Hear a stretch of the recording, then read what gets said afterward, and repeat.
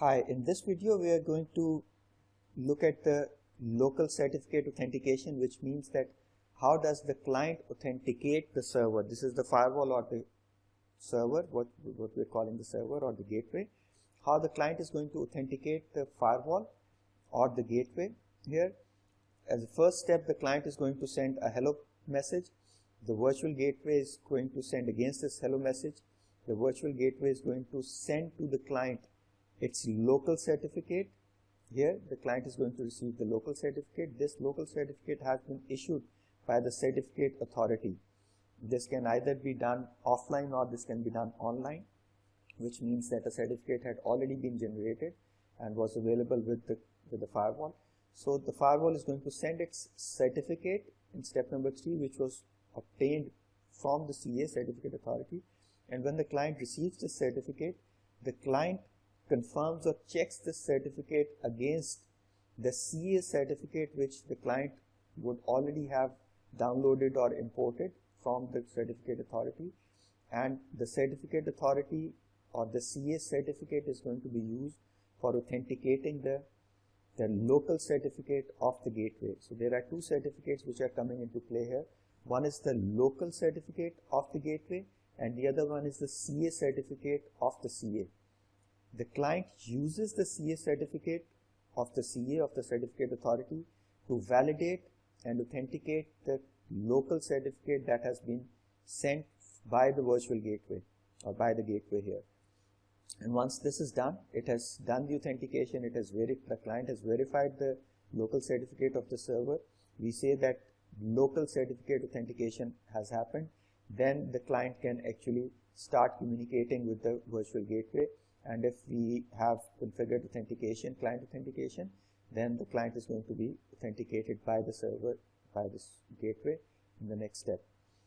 As we saw in an earlier slide, once this is done, once the server has been authenticated by the client using the local certificate and the CA certificate, then in the next step, the client needs to be authenticated by the server.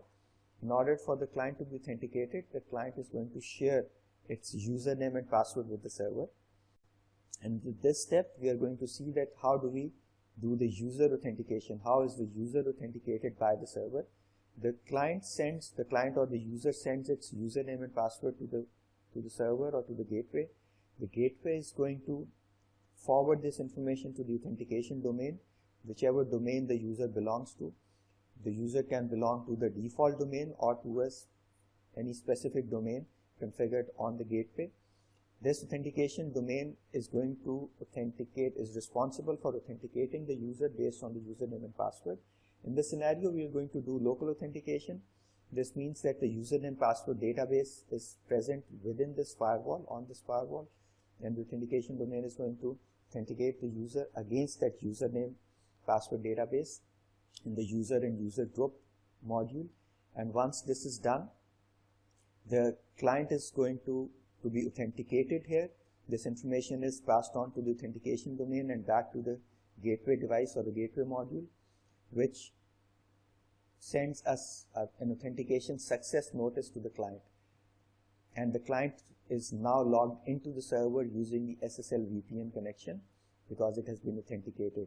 And at the same time, what we do is in step number 7, because the user has been authenticated, the gateway is going to, or the virtual gateway or the SSL VPN gateway is going to provide authorization to the client as well, which means that it is going to provide access to all the resources which the user is eligible for.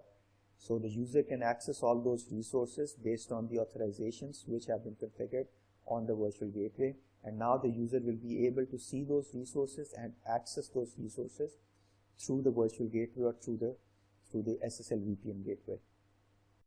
In the next slide, we are going to look at the authentication where an external server is being used. We have a AAA server which can do the username password authentication based on different protocols, Radius or LDAP, or if it could be an Active Directory based authentication, or Huawei TACACS could also be used.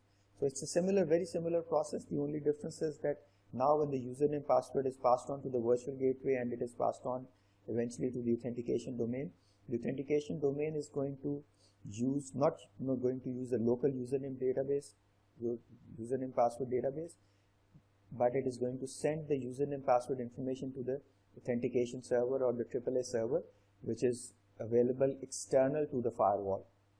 And then the authentication results are passed back to the authentication domain like in the previous slide, and it is going to be sent back to the gateway module, and the gateway module confirms to the client that it has been authenticated successfully, and at the same time it authorizes the user with all the resources, or authorizes the access for the user to all the resources that the user can access now.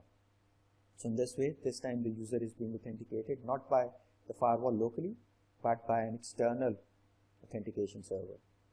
Similarly, we can also have kind of a two-factor authentication where the client is being authenticated by the server based on the client certificate. The client can also be certified by the server.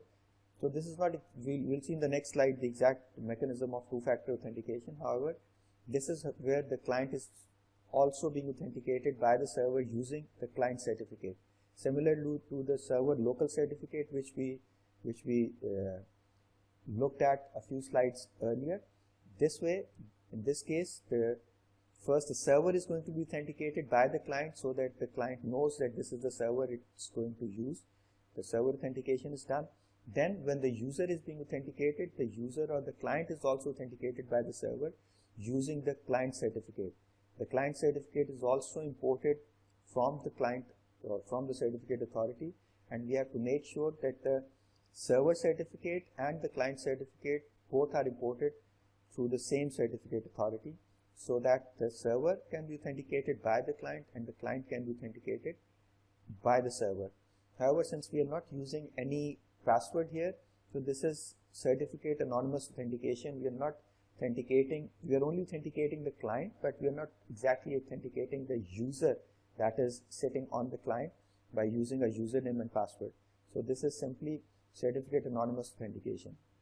However, if we want to authenticate the user as well, then we can have the certificate challenge authentication, which means that we are not only going to authenticate the client certificate, the server or the gateway is not only going to authenticate the client certificate, but it is also going to authenticate the user using a username password or an SMS code or whatever two-factor authentication, multi-factor authentication mechanism you want to put in, and we can pass on the authentication information to the authentication domain, and then the authentication domain, depending upon the configuration that we have done, the authentication domain can then do either a local authentication or it can send the traffic out to an external server and it can do an external server based authentication. So these are the different ways how we can authenticate the server do the authentication of the server by the client, or we can do an authentication of the client as well as the user by the server. Once these authentications have been done, this means, and the authorizations have been done by the gateway for the user, then the user can access all the resources that are available to the user as configured by the authorizations. What are those resources? As we briefly discussed earlier, those resources can be the web server, those could be the file server, those could be email server or the ERP servers or any other services. So basically the services can be divided into four categories. Four types of services can be provided to the client by the gateway. Those services include the web proxy services, which means that HTTP protocol is going to be used between the firewall and the web server, and those services available through the web server can be forwarded or presented to the client.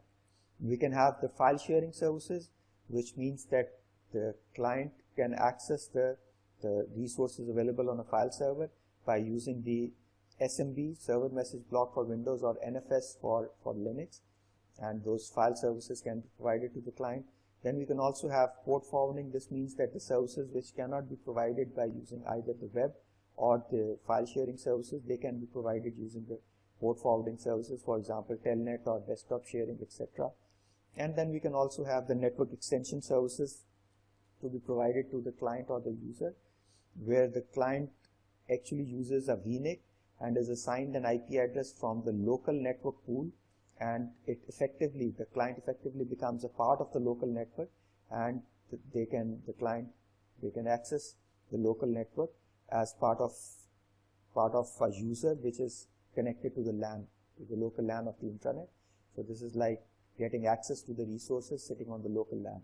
So these are some of the scenarios which can be implemented or which can be deployed using the SSL VPN with Huawei's firewall or Huawei's SDN gateway device.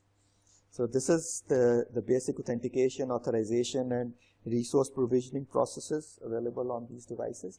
In the next video, we are going to look at some of the basic configurations that we can done or that can be used for providing these services on the firewall. So see you in the next video.